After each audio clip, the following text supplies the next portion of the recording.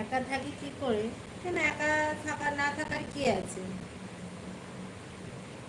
তাহলে কি একা তাহলে কি করতে হবে বলো?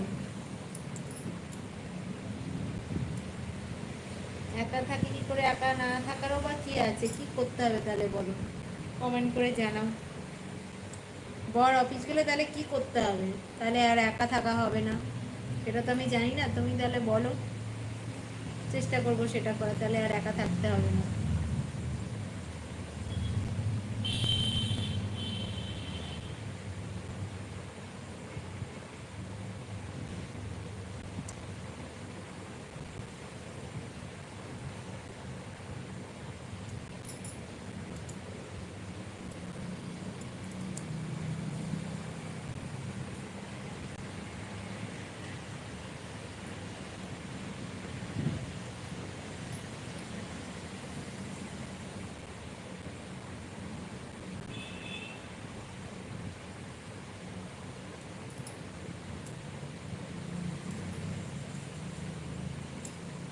হ্যাঁ, বর তো অফিস থাকবে, অফিস না থাকলে তাহলে খাবো কি? তুমি আমাদের তাহলে খাবে মাছগুলো 50,000 টাকা পাঠিয়ে দাও, তাহলে আমার বর বাড়ি থাকবে।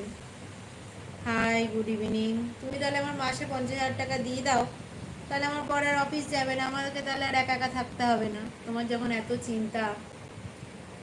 আমার বর সবসময় কাজে থাকে, অফিসে থাকে।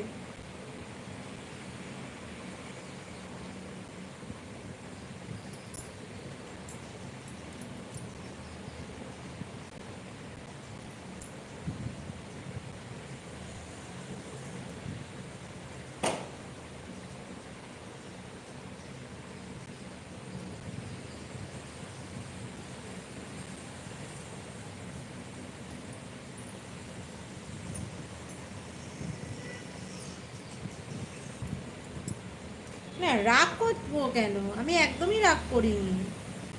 তোমার যদি এই কথাটা যদি রাগ মনে হয়, তাহলে তাহলে তুমি কি করতে করবে? এটা রাগ করার কোনো কথা নয়।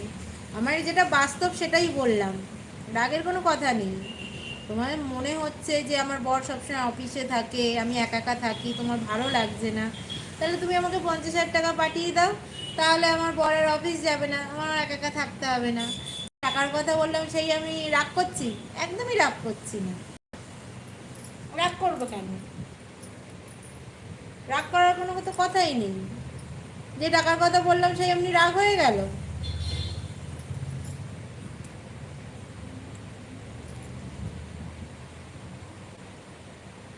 কথাগুলো বোঝো, তারপরে বলো রাগ করেছি কি না করেছি, কথাটা ঠিকঠাক তো শোনো।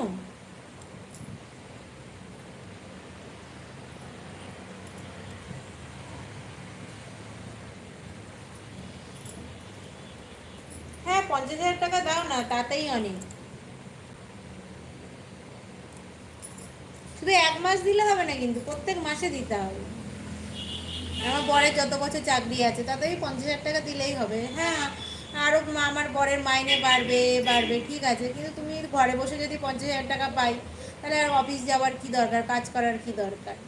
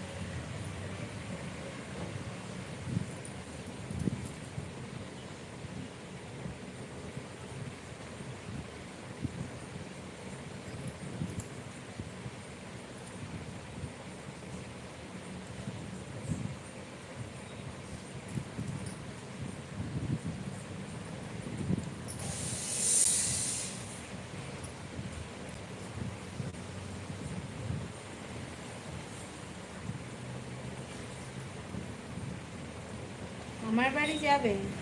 হ্যাঁ, এসো।